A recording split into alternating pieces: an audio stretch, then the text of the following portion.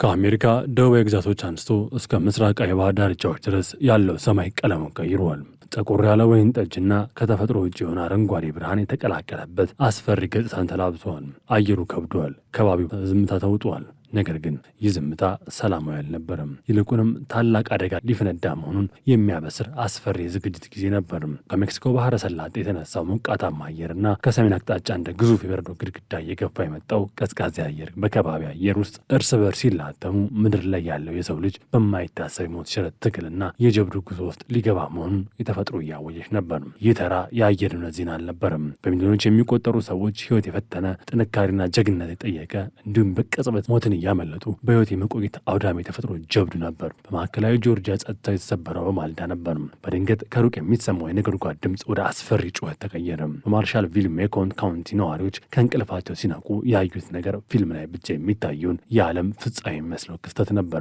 ከሰማይ ወደ ምድር እንደ ግዙፍ ጥቁር ምሰሶ የተተከለው EF2 የተሰኘው አውሎ ነፋስ ቶርናዶ በሰዓት ከ115 ማይል በላይ በሆነ ፍጥነት እያሽከረከረ አካባቢውን መዋጥ ጀመረ። የነፋሱ ጩኸት ልክ እንደ ሺህ ባቡሮች በአንድ ጊዜ እንደሚጓዝ ያህል ጆሮን የሚያደነቁር ነበር። በዚህ ቅጽበት እያንዳንዱ ነዋሪ የራሱ የሆነ የጀብዱ ፊልም ዋና ገጸ ባህሪ ሆኖ ነበር። አውሎ ነፋሱ በመሬት ላይ 5 ማይል ያህል እየተጓዘ ከፊት ለፊቱ ያገኘውን ሁሉ እንደ ቀላል ክብሪት እየሰባበረ አየር ላይ አወጣውም ጀመር። ግዙፍ የሆነ የብረት እህል ማከማቻዎች ሳይሎች ከነ መሰረታቸው ተነቅለው እንደ ላስቲክ ሲጣሉ፣ በመቶ ዓመታት ዕድሜያቸው የገዘፉ ዛፎች ከነ ስራቸው ተነቅለው በሰማይ ላይ ሲበሩ ማየት የሰው ልጅ በተፈጥሮ ኃይል አንጻር ምን ያህል አነስተኛ መሆኑን የሚያሳይ ልብ አንጠልጣይ ትዕይንት ነበር። ሰዎች ወደ ምድር ሲሮጡ በየመታጠቢያው ገንዳ ውስጥ ተደብቀው ሕይወታቸውን ለማትረፍ ሲታገሉ፣ የፈረሱ ቤቶች ጣሪያቸው በላያቸው ላይ ሲበሩ፣ በድቅድቅ ጨለማ ውስጥ የሕይወትን ትርጉም በድጋሚ የተረዱበት አስፈሪ ጉዞ ነበር። የተፈጥሮ ቁጣ ግን በአንድ አውሎ ነፋስ ብቻ የሚያበቃ አልነበረም። ይህ አውዳሚ ጭራቅ መንገዱን እየጠረገ ባለበት በዚያ ቅጽበት ሌሎች 2 ተጨማሪ አውሎ ነፋሶች በቢብና በቦልድዊን ካውንቲዎች ተፈጠሩ። በዌስትሊያን አካባቢ የነበረው አውሎ ነፋስ የኤሌክትሪክ ምሰሶዎችን በኃይል ሲቆርጥ አካባቢው ሙሉ በሙሉ በቅጽበት ድቅድቅ ጨለማ ተዋጠ። የተቆረጡት የኤሌክትሪክ ገመዶች በጨለማ ውስጥ እንደ ርችት እሳት ሲረጩ፣ ነፍስ አድን ሰራተኞችና የፖሊስ አባላት የራሳቸውን ሕይወት አደጋ ላይ ጥለው በፈረሱ ቤቶች ፍርስራሽ ውስጥ ሰዎችን ፍለጋ ወደ ውስጥ ገቡ። በዝናብ በነፋስና በጭቃ ውስጥ ተጓዙ። የቆሰሉትን ማትረፍ እውነተኛ ጀግነት ጀብዱ ነበር። በሜልጄቪል አካባቢ የተከሰተው 3ኛው አውሎ ነፋስ ደግሞ በቀጥታ አቅጣጫውን ያደረገው ሕፃናት ወደሚማሩበት የአንደኛ ደረጃ ትምህርት ቤት ነበር። ይህ ክስተት የፍርሃትን ጥግ ያሳየ ነበር። ወላጆች ልጆቻቸውን ለማዳን በከባድ ዝናብና አውዳሚ ነፋስ ውስጥ ያደረጉት ሩጫ፣ መምህራን ተማሪዎቻቸውን ከሚሰባበሩ መስኮቶች ርቀው ለማስጠል ያደረጉት የሞት ሽረት ትግል ተፈጥሮ በከፍተኛው ጦርነት ውስጥ የሰው ልጅ የማይበገር መንፈስ አጉልቶ ያሳየ ነበር። ይህ አውዳሚ ኃይል በጆርጂያ ላይ የጥፋት አሻራውን ካሳረፈ በኋላ ጉዞውን ወደ ሰሜን አቅጣጫ ቀጠለ። የጥቁር ደመናው ጥላ ወደ ሜሪላንድ ግዛት ሲቃረብ፣ እዚያ ያለው ጀብዱ ደግሞ ድንገተኛ ማምለጥ ወደ አስፈሪ ጥበቃና የዝግጅት ትግል ተቀየረ። አደጋው እየመጣ መሆኑን የተረዳው የሜሪላንድ አስተዳደር የአደጋ ጊዜ ዝግጅት አወጀ።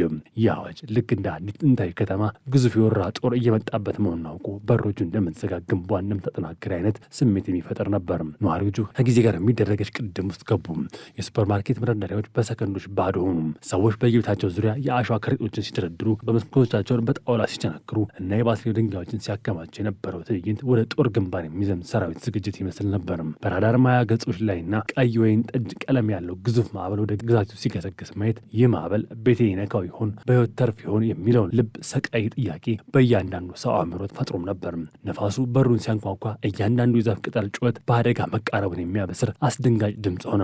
የማዕበሉ መጨረሻና እጅግ አስፈሪ ምዕራፍ የተከፈተው ግን በፔንሲልቬኒያ ግዛት በተለይም በታሪካዊቷ ፊላደልፊያ ከተማ ላይ ነበር። እዚያ ላይ ተፈጥሮ ጀብዱ መልኩን ቀይሮ ጠላቱ አውዳሚ ነፋስ ብቻ ሳይሆን ሰማዩ ተቀዶ የወረደ የሚመስል እጅግ ከባድ ጎርፍ መጥለቅለቅ ምድር ነበር። ፊላደልፊያ በቅጽበት ወደ ግዙፊዋ ከተማነት ተቀየረች። ከከባድ ነጎድጓድ ከተማውን ሲያናውጣት መብረቆች ሰማዮች ሲሰነጥቁና ሲያበሩ፣ አስፋልቶችና አውራ ጎዳናዎች ወደ ኃይለኛ ወንዞች ተቀየሩ። መኪኖቻቸው ውስጥ የነበሩ ሰዎች በድንገት ከፊትና ከኋላ በውሃ ተከበው መውጫ አጡ። ውሃውም የመኪናውን በሮች ቆልፎ ወደ ሰማይ መግባት ሲጀምር በመስኮት መስታወት ላይ የተደረገ የሕይወት አድን ትግል እጅግ አሳዛኝና ጀብደኛ ነበር። የአደጋ ጊዜ አዳኞች በጀልባና በገመድ የተንጠለጠሉ በሚሽከረከርና በሚወስድ ኃይለኛ የጎርፍ ውስጥ ዘለው መግባት ሰዎችን ከውስጥ ሞት ሲታደጉ የነበረው ትዕይንት እውነተኛ የጀግንነት ማሳያ ነበር። ቤቶቹ በጎርፍ ተሞሉ። ከተማው የፍሳሽ ማስወገጃ አቅም አጥቶ ፈነዱም። ሰዎች በጌጣሪያው ላይ ወጥተው እርዳታ ሲጠይቁ ሌሊቱ እጅግ አስፈሪና ረጅም ሆነባቸው። በመጨረሻ በመጨረሻም ይህ የሞት ሽረት የተፈጥሮ ጀብዱና የሰማይ ላይ ጦርነት ሌሊቱን ሙሉ ሲካሄድ አድሮ ንጋት ላይ የማዕበሉ ኃይሉን አሟጦ ወደ አትላንቲክ ውቅያኖስ ማቅናት ጀመረ። ፀሐይ ቀስ ብላ ከደመናው ጀርባ ብቅ ስትል ያሳየችው ምስል ግን ከተማዋና ነዋሪዎች ያለፉበትን ከባድ ፈተና የሚያስረዳ ነበር። የተሰባበሩ ዛፎች፣ በውሃ የተዋጡ መኪኖች፣ ጣሪያቸው የተነቀሉ ቤቶችና በየቦታው የተበታተኑ ኤሌክትሪክ መስመሮች የጦርነት አስከፊነት ይመሰክራሉ።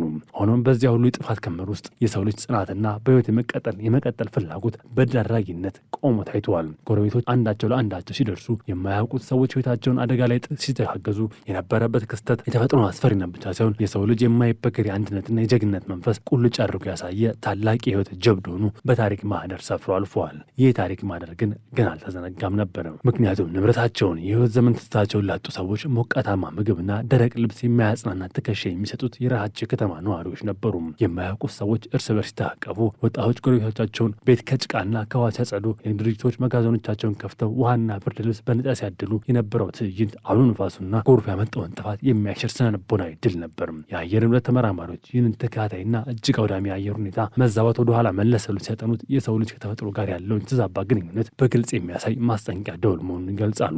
ከሜክሲኮ ባህረ ሰላጤ የተነሳው ሞቃታማ አየር ከወትሮ በተለየ መልኩ እጅግ ሞቃታማና በእርጥበት የተሞላ ነበር። ይህ የሆነበት ምክንያት ደግሞ እየጨመረ መጣው የዓለም ሙቀት ምክንያት የውቅያኖሶች የውሃ ሙቀት መጠን በመጨመሩ ነው። ይህ ግዙፍ የእርጥበትና የሙቀት ክምችት ከካናዳና ከአርክቲክ አካባቢዎች ከሚመጣው እጅግ ቀዝቃዛ አየር ጅረት ጋር ሲገናኝ በአካባቢው አየር ውስጥ የተፈጠረው ፍንዳታ ልክ ቤንዚን ላይ እሳት እንደመጨመር ያህል ነበር። ይህ ሳይንሳዊ እውነታ እነዚህ አውዳሚ ቶርኔዶዎች እና የጎርፍ መጥለቅለቆች ድንገተኛ አደጋዎች ብቻ ሳይሆኑ የእኛን የሰው ልጆች በምድራችን ላይ እየደረስን ያለው ተጽዕኖ ውጤቶች መሆናቸውን ያሳስበናል። አየሩን እያሞቅ ነው በሄድን ቁጥር የተፈጥሮ ምላሹ ይበልጥ ኃይለኛ፣ ይበልጥ አውዳሚና ይበልጥ አስፈሪ የሆኑ ማዕበሎች ታዘጋጅብናለች። ይህ ደግሞ ወደፊት የምንገነባቸው ከተሞች፣ የምንዘረጋቸው መሰረተ ልማቶችና የአደጋ ጊዜ ቅድመ ዝግጅቶች ይህንን አዲስ እውነታ ያገናዘበ መሆን እንዳለባቸው የሚያስገድድ ነው። በጆርጂያ ፈርሰው ዳግም የተገነቡ ካሉ ቤቶች አንስቶ በሜሪላንድ በጠንቀቅ ከቆሙት የአደጋ ጊዜ ማዕከላት እንዲሁም በፊላደልፊያ በጎርፍ ውሃ ጸድተው ዳግም ህይወትን ወደ ጀመሩት አውራ ጎዳኖች ስንመለከት አንድ ትልቅ እውነታ ጎልቶ ይታያል። የተፈጥሮ ኃይል ምን ያህል አስፈሪና አውዳሚ ቢሆን የሰው ልጅ በህብረት በእውቀትና በጀግንነት ከቆመ ማንኛውንም ፈተና ማለፍ ይችላሉ። ነፋሱ ላይ ያወዛውዘን፣ ጎርፉ ላይ ያጥለቀልቀን፣ አውሎ ነፋሱ ላይ ያፈራርሰን ይችላል። ነገር ግን ዳግም ተነስተን የመገንባት የመርዳዳትና የወደፊት የመራመድ ተፈጥሯዊ ጽናታችን ሊወስድብን አይችልም። ይህ በማዕከላዊ ጆርጂያ የተጀመረውና በፔንሲልቬኒያ የተጠናቀቀው የአየር ንብረት ጀብዱ የሰው ልጅ በተፈጥሮ ቁጣ ውስጥ አልፎ እንዴት ራሱን ጀግንነት ታሪክ እንደሚጽፍ ለትውልድ የሚያስተላልፈው ሕያው ምስክር ነው። ጥቁሩ ደመና ተገፎ ሰማዩ ጠርቶ አዲሷ ፀሐይ በድጋሚ ስትወጣ የተፈጥሮን ኃይል አክብረው ነገር ግን በራሳቸው ጥንካሬ ተማምነው የተሻለና የተረጋጋ ዓለም ለመገንባት የሚያስችል አዲስ የተስፋ ምዕራፍ ተከፍተዋል። አውሎ ንፋሱና ጎርፉ የወሰዱት ንብረት ቢኖርም ያመጡት ትልቅ ስጦታ ግን እኛ የሰው ልጆች እርስ በርስ ያለን ትስስር ከመቼውም ጊዜ በላይ ጠንካራ መሆኑን ማሳየታችን ነው። የነፍስ አድን ጀልባዎች ወደ ማረፊያቸው ሲመለሱ፣ ሄሊኮፕተሮች ሞተራቸውን ሲያጠፉና ኤሌክትሪክ መስመር ሰራተኞች እቃዎቻቸውን ሲሰበሰቡ በየአካባቢ የሚታየው እልህና ዳግም ህይወት ለማለፍ ህይወትን የማለም ስሜት የድል አድራጊዎች ስሜት ነበር። የፈረሱ ቤቶች ቦታቸውን ለአዲስና ጠንካራ ህንፃዎች ይለቃሉ። የተነቀሉ ዛፎች በምትካቸው አዲስ ችግኞች ይተከላሉ። የጎርፉ ያበላሻቸው መንገዶች ዳግም ከፍ ብለው ይሰራሉ። ከሁሉም በላይ ግን በዚያች አስፈሪ ሌሊት በማግስቱ የተፈጠረው የወንድማማችነት የጀግንነትና ታዳጊነት መንፈስ በማህበረሰቡ ልብ ውስጥ ለዘላለም ተቀርጾ ይኖራል። ይህ ክስተት ተራ የዜና ዘገባ ብቻ ሳይሆን በእያንዳንዱ ነዋሪ ህይወት ውስጥ የተጻፈ ተስፋ መቁረጥን ያሸነፈ ፍርሃትን ወደ ጥንካሬ የቀየረና የሰው ልጅ እውነተኛ ማንነት በተግባር ያረጋገጠ ታላቅ የህይወት ጀብድ ሆኖ ይቀጥላል።